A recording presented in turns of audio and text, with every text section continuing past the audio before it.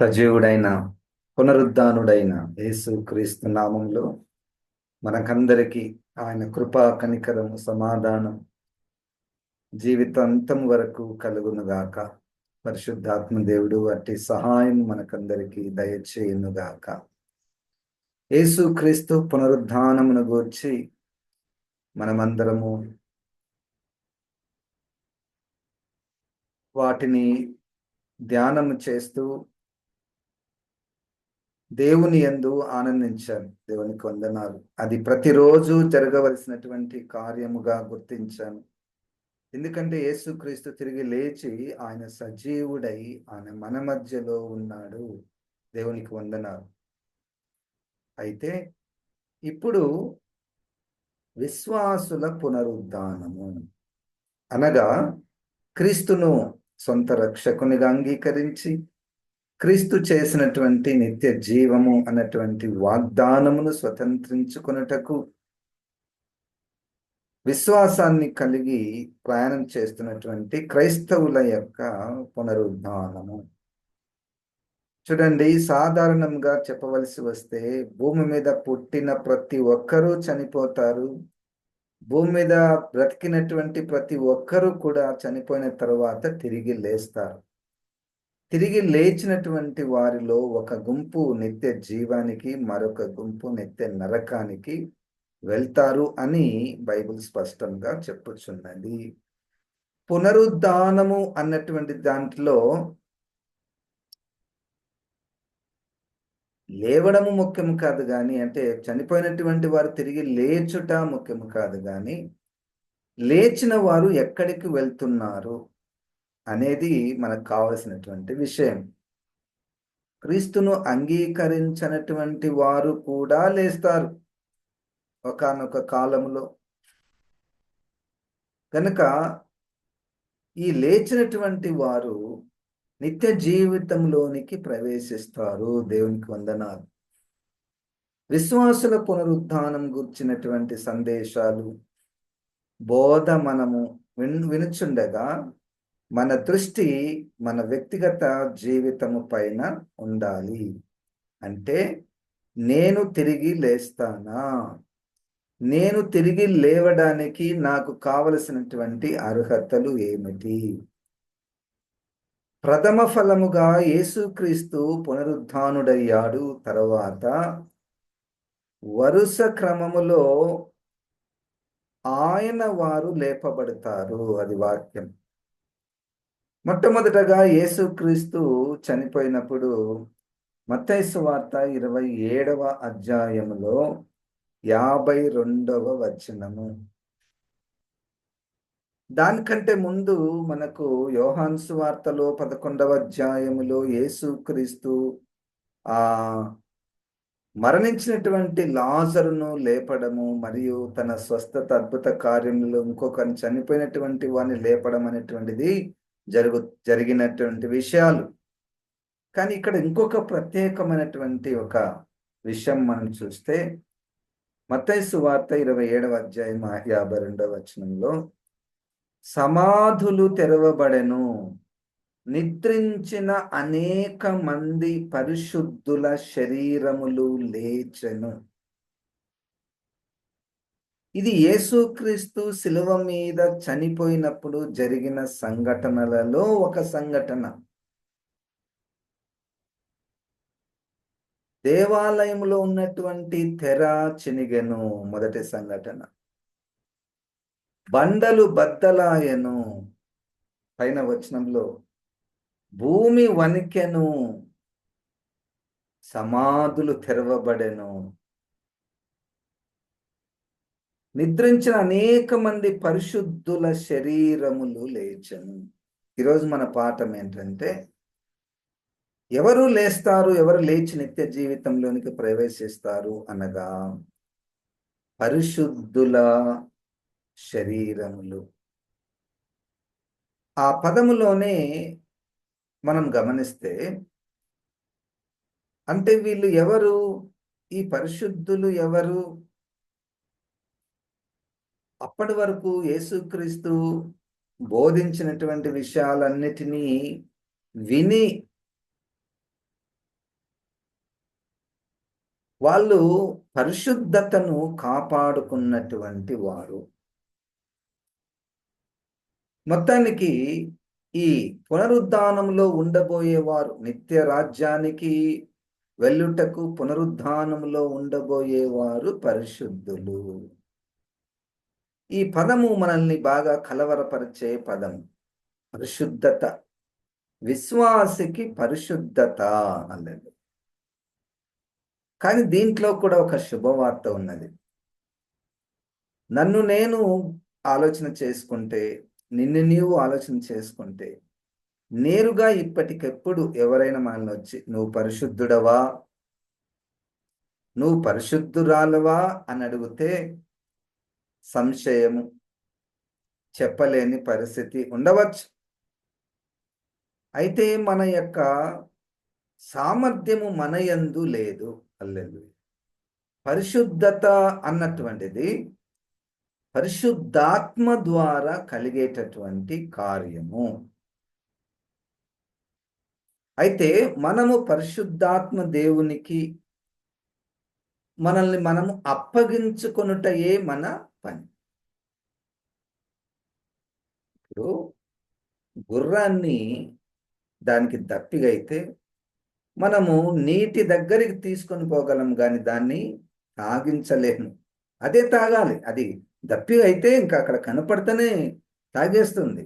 అట్లే ఆటోమేటిక్గా పరిశుద్ధాత్మ దేవుడు మన మీదకి వచ్చి మనకు ఆ పరిశుద్ధతను ఇవ్వడం కంటే, ఎవరైతే పరిశుద్ధతను కోరుకుంటున్నారో అది, ఎవరైతే పరిశుద్ధాత్మ శక్తి నాకు అవసరము ఉంది, పరిశుద్ధాత్మ లేకుండా నేనెక్కడ పరిశుద్ధతను సంపాదించుకునేది?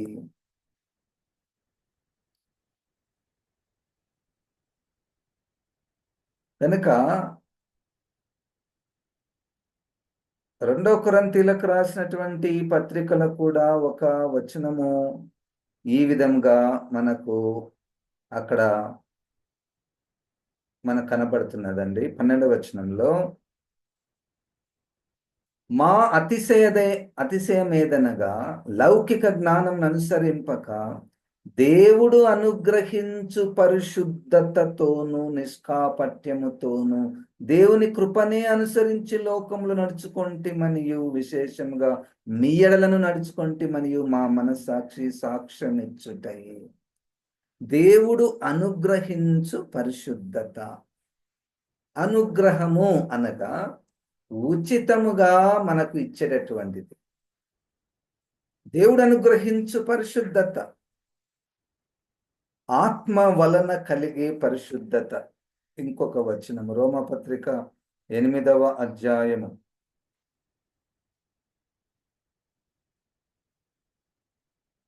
13వ వచనం. రోమపత్రిక 13వ అధ్యాయము 8వ వచనం. కాగా శరీర స్వభావము గలవారు దేవుని సంతోషపరచనేరరు. 9వ వచనం, రోమపత్రిక 8:9. దేవుని ఆత్మ మీలో నివసించి ఉన్న ఎడల మీరు ఆత్మ స్వభావము గలవారే గాని శరీర స్వభావం గలవారు కారు. ఎవడైనా క్రీస్తు ఆత్మ లేని వాడైతే వాడైన వాడు కాడు. క్రీస్తు మీలో ఉన్న ఎడల మీ శరీరము పాప విషయమై మృతమైనది, గాని మీ ఆత్మ నీతి విషయమై జీవము కలిగి ఉన్నది. మృతులలో నుండి యేసును లేపిన వాని ఆత్మ మీలో నివసించిన ఎడల మృతులలో నుండి క్రీస్తు యేసును లేపిన వాడు చావునకు లోనైన మీ శరీరంలో కూడా మీలో నివసించుచున్న తన ఆత్మ ద్వారా జీవింపచేయును. కాబట్టి సహోదరులారా, శరీరానుసారంగా ప్రవర్తించుటకు మనము శరీరమునకు రుణస్థులము కాము. మీరు శరీరానుసారంగా ప్రవర్తించిన ఎడల చావవలసిన వారయుందురు, గాని ఆత్మ చేత శరీర క్రియలను చంపిన ఎడల జీవించెదరు. ఆత్మ చేత శరీర క్రియలను చంపిన ఎడల, శరీర క్రియలు ఏంటో నాకు తెలుసు, శరీర క్రియలు ఏమిటో నీకు తెలుసు. ఇప్పుడు మొత్తానికి ఈరోజు మనకు కావలసినటువంటిది ఏంటయ్యా? ప్రభు దేని ద్వారా మనతో మాట్లాడుతున్నాడంటే, యేసులాగా మనము పునరుద్ధానములో ఉండాలి అంటే పరిశుద్ధత కావాలి. అనేక మంది పరిశుద్ధుల సమాధులు తెరవబడెను. ఇది four taste of the coming impending resurrection. అంటే రాబోయే పరిశుద్ధ సంఘ పునరుద్ధానానికి ఇది ముందు రుచిగా మనకు కనబడుతున్నది. ఈ యొక్క సంఘటన 52 మత్తయి సువార్త 27:52.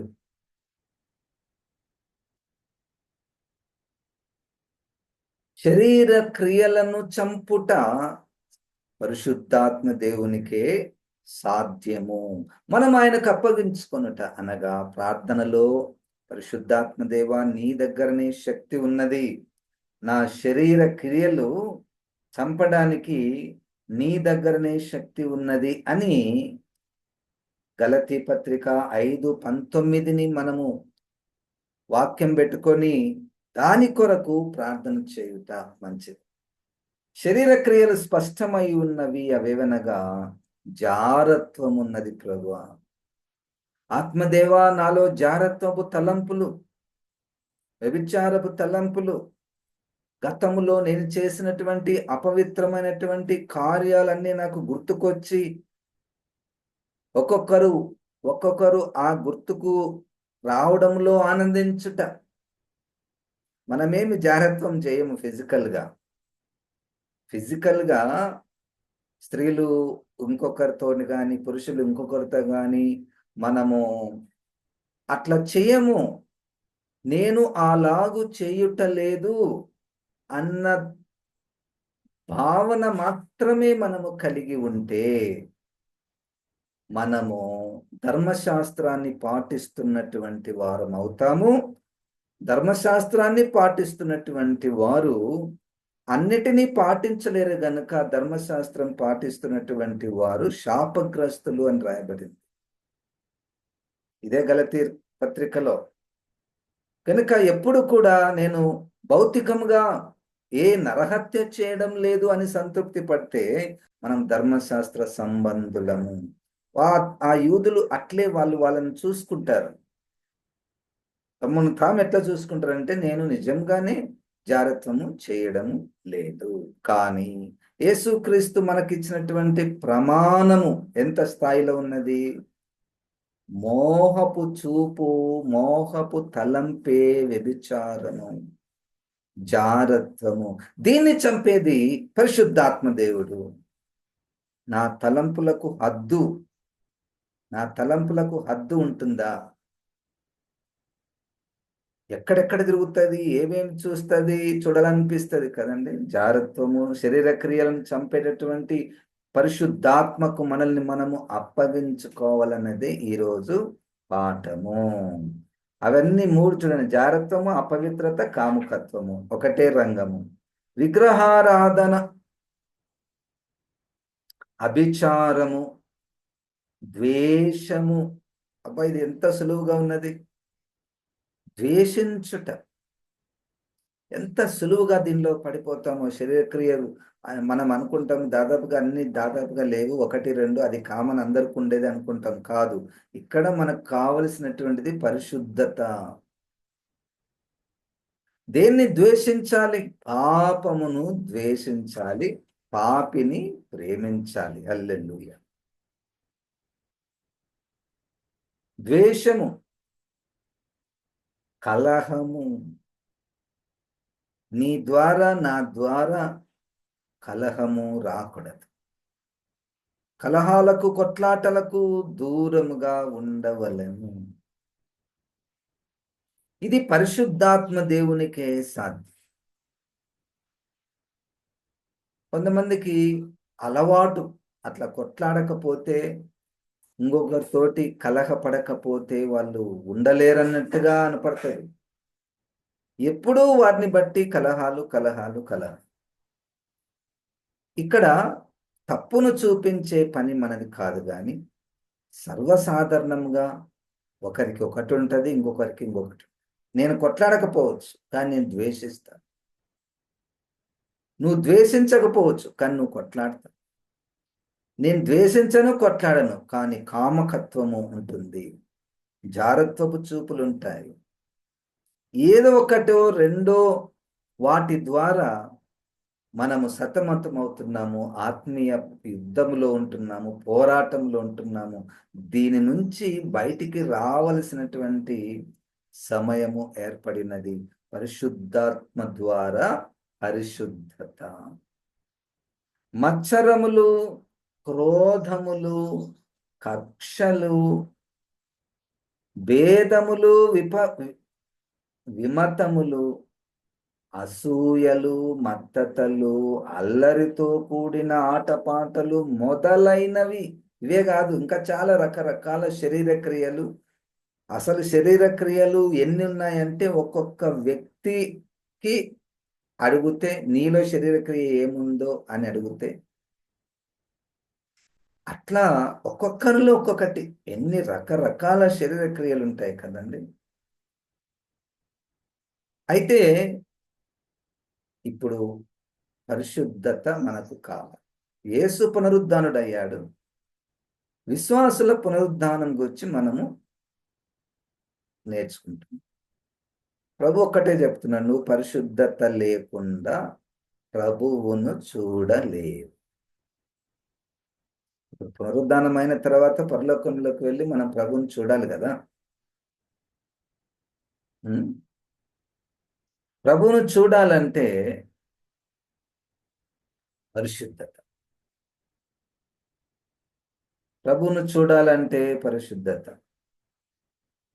యేసును చూడాలని మనం ఎంత మంచిగా పాటలు పాడుతాం కదా. యేసయ్యా నిన్ను చూడాలని ఆశ, యేసయ్యా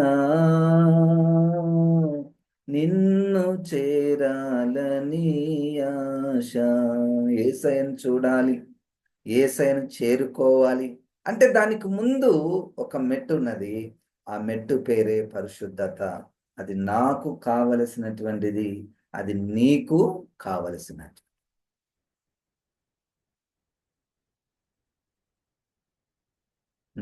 ఒక భక్తుడు పాట పాడతాడు, ప్రియా యేసురాజు నీనే చూచిన చాలు, మహిమాలో ఆయనతోనే ఉంటే చాలు.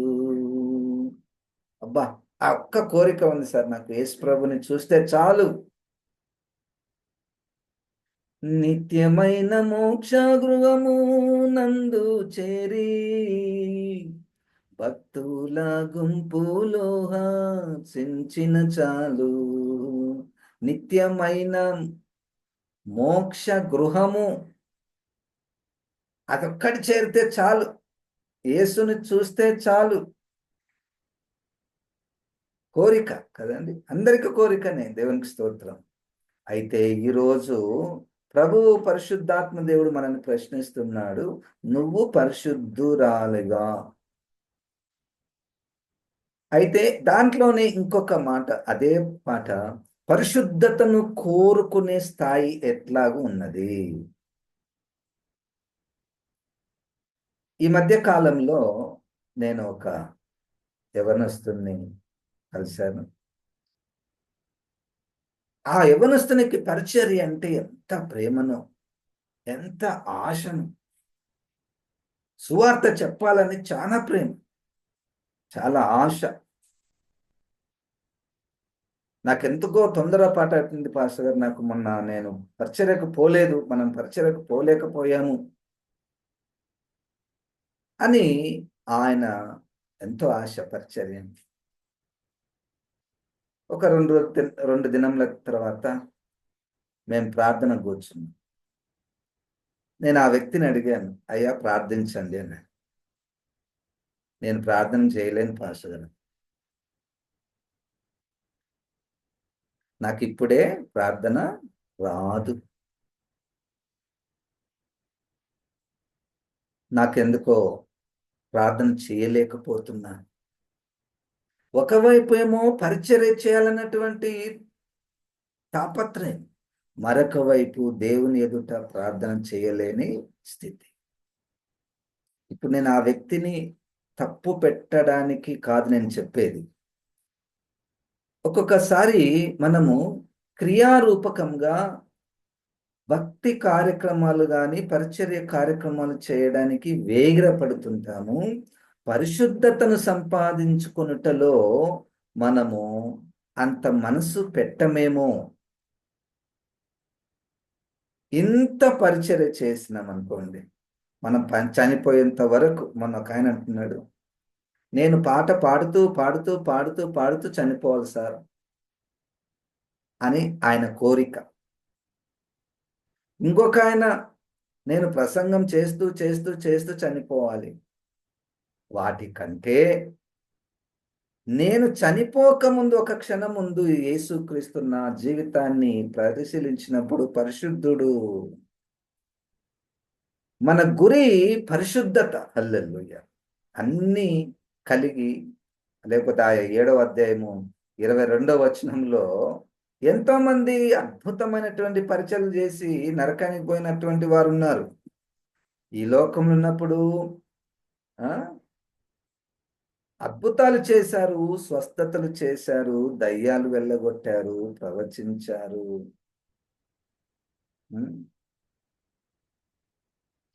కానీ మీరెవరో నాకు తెలియదు,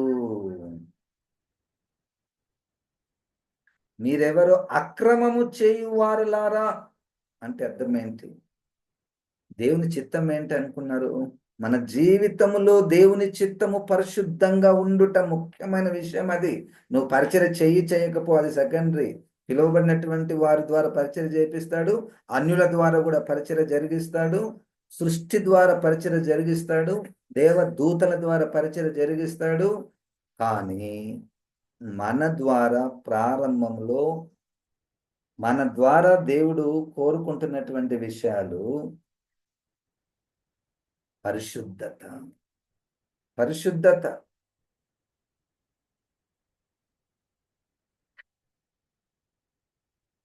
ఎట్లా? యేసు నీ రక్తమందు కడుగబడి వాక్యముచే నిత్యం భద్రపరచబడి. యేసు నీ రక్తమందు పరిశుద్ధతకు రావాలంటే ప్రతి దినము యేసు రక్తమందు కడుగబడి వాక్యముచే నిత్యం భద్రపరచబడి. 6వ అధ్యాయం ఎఫెసీయులకు రాసినటువంటి పత్రికలో వాక్యము అన్నటువంటి ఆత్మ ఖడ్గము అన్నటువంటి వాక్యమును పట్టుకొని అపవాదిని జయించాలి. మనం పరిశుద్ధంగా ఉండకపోవడానికి అసలైనటువంటి బలమైనటువంటి కారణము అపవాదే. వాక్యముచే స్పష్టమైన స్వచ్ఛమైనటువంటి వాక్యము ద్వారా మనము భద్రపరచబడుట. నిష్కలంక పరిశుద్ధులతో పోదు నేను. నిష్కలంక పరిశుద్ధుల గుంపు ఒకటి ఉన్నది. ఆ గుంపులో నువ్వు నేను పోవాలంటే మనం కూడా నిష్కలంకులుగా, కళంకము లేని వారు. ఇక్కడ సాధ్యమండి ఇది. ఏ మనిషి తాను గురించి చెప్పుకోగలడు, నేను కళంకము లేనటువంటి మనిషి అని? లేదు కదా. అయితే లేదని అట్లనే ఉండేది కాదు. ఇక్కడ ఎట్లా వానికి లేదు నాకు లేదు, ఆమెకు లేదు నాకు లేదు.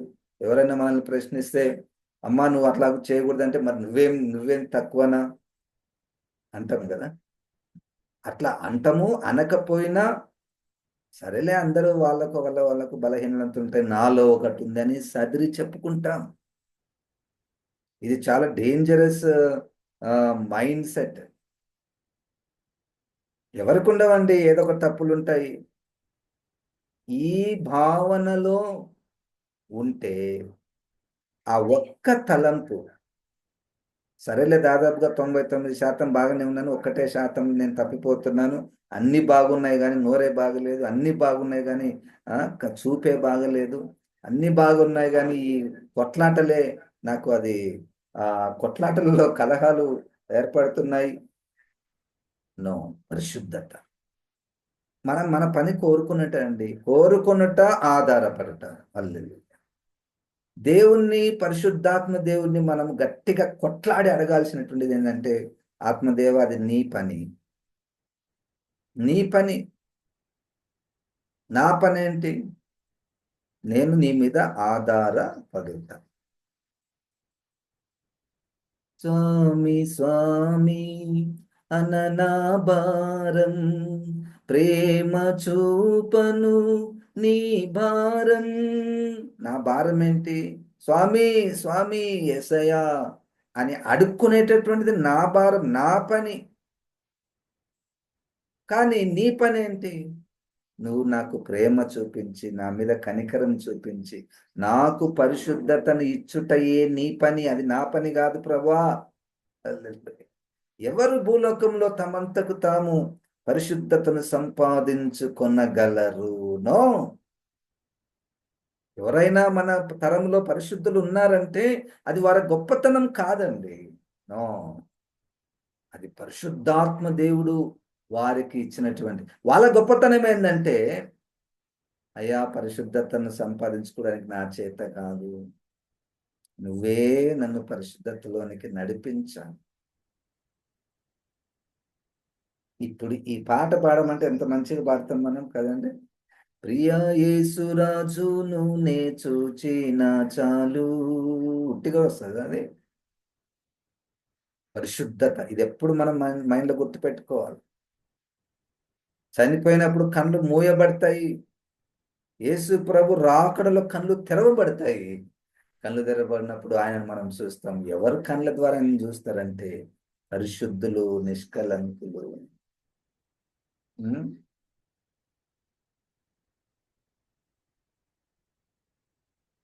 ఆహాయ బూర ఎప్పుడు ధ్వనించును, ఆహానాశ ఎప్పుడు తీరుతుందో. బూర కొరకు ఆ కీర్తనకారుడు ఎప్పుడు ధ్వనిస్తుందో అంటే ఆశ ఇంకా ధ్వనించడం లేదు. అంటే మేము సిద్ధపడ్డాము, మేము పరిశుద్ధులుగా ఉన్నాము, నిష్కలంకులంగా ఉన్నాము. ఎప్పుడు ధ్వనించునో, ఎప్పుడు యేసయ్యను నేను చూడాలనో. సార్ ఊహించుకుందాము, మనకు ఒక వార్త వచ్చింది అనుకోండి. ఇదిగో ఫలానా 23వ తారీఖు ఏప్రిల్ మాసము 2025 ఉదయము 6 గంటలకు దేవుని బూర ఊదబడబోతుంది. రేపే, రేపు ఉదయం 6 గంటలకు దేవుని బూర ఊదబడబోతుంది. పరిశుద్ధులు తిరిగి లేస్తారు. అది వార్త. నేను లేస్తాను, ప్రభువుని నేను ఎదుర్కొంటాను. అప్పుడు ఏమైతే తెలుసా? ఈ రోజంతా పశ్చాత్తాపము, యేసయ్యా నీ రక్తంలో నన్ను కడుగు, నాలో ఎన్నో ఉన్నాయి ప్రభా, ఉంటే కాదు ఉన్నాయి ప్రభా, క్షమించు ప్రభా, నన్ను నీ రక్తంలో కడుగు ప్రభా, నువ్వే నన్ను ఈ రోజు ఏ విధంగానైనా పరిశుద్ధ పరచుము ప్రభా. పరిశుద్ధ పరచుము అనగా ఇంకొక మాట మీరు జ్ఞాపకం చేసి నేను ముగిస్తాను. పరిశుద్ధ పరచుట అనగా, ఇప్పుడు ఒక బట్టకు మలినం అంటుతే దాన్ని ఉతుకుతే ఆ బట్ట మలినం పోతుంది కదండి. మరలా ఆ బట్టకు ఆ మలినం అంటే అవకాశం ఉందా అంటే 100% ఉంది. కానీ కడగబడిన తర్వాత పరిశుద్ధాత్మ చేత, శక్తి చేత మరలా ఆ మలినము అంటకుండా ఉండేటటువంటిది పరిశుద్ధత. అప్పటికప్పుడు ఇప్పుడు మట్టి అంటింది, దాన్ని తీసేయడం ఇంకంతేనా? మరలా మట్టి అంటుతుంది సార్, ఇంకట తప్పదు అని అనుకుందామా? అట్లనే జీవితాంతము మట్టి అంటుతుంది, కడుక్కుంటున్నాం, అంటుతుంది, కడుక్కుంటున్నారు. పాపం చేస్తున్నాం, యేసు రక్తంలో కడగబడుతున్నాం. పాపం చేస్తున్నాం, ఇది అలవాటైంది అనుకోండి. నో, దాన్ని పరిశుద్ధత అన్నారు. దాన్ని పరిశుద్ధత అన్నారు. పరిశుద్ధాత్మ ద్వారా ఒక స్థిరమైన పరిశుద్ధ జీవితాన్ని ఈ లోకంలో చనిపోకముందే ఆయన శక్తి ద్వారా మనము పొందుకోవడానికి మనం ఇష్టపడాలి. అప్పుడు ఆహాయ బూరా ఎప్పుడు ధ్వనించును, ఆహానాశ ఎప్పుడు తీరుతుందో, తండ్రి నా కన్నీటిని తుడుచునెప్పుడు, ఆశతో వేచి ఉండే నా హృదయం. ప్రియా యేసురాజును నే చూచిన చాలు, మహిమాలో ఆయన్నతో ఉంటే చాలు. పరిశుద్ధత. అనేక పరిశుద్ధుల సమాధులు తెరవబడెను. ఈ బయటకు వచ్చినటువంటి పరిశుద్ధులను యేసుక్రీస్తు తిరిగి లేచిన తర్వాత అనేక మంది వారిని చూచారు, వీరు వారికి అగుపడ్డారు. అది రియాలిటీ. అదేదో మనం ఫిలాసఫీ మనం మాట్లాడుకోవడం లేదు. అది జరగబోతున్నది. పరిశుద్ధులు లేపబడబోతున్నారు. ఆ గుంపులో, ఆ నిష్కలంకుల గుంపులో నేను నువ్వు ఉండాలని ప్రభు కోరుచున్నాడు. ప్రార్థన చేసుకుందాం. జీవం గల దేవ, వాక్యమైన దేవ, నీ వాక్యము ద్వారా నాయన శరీర క్రియల నుంచి నాయన మమ్మల్ని కాపాడమని నీ యొక్క ఆత్మశక్తిని నాయన మా మీద కుమ్మరింప చేయమని యేసు నామమున ప్రార్థిస్తున్నాము తండ్రి. ఆమేన్. ఇప్పుడు మన పరమ తండ్రి అయిన దేవుని యొక్క ప్రేమ, ప్రభువైన యేసు క్రీస్తు యొక్క కృప, పరిశుద్ధాత్మ దేవుని యొక్క పరిశుద్ధత మనకందరికీ సదాకాలం తోడై ఉండును గాక. ఆమేన్. ఆమేన్. దేవుడు మనల్ని దీవించును.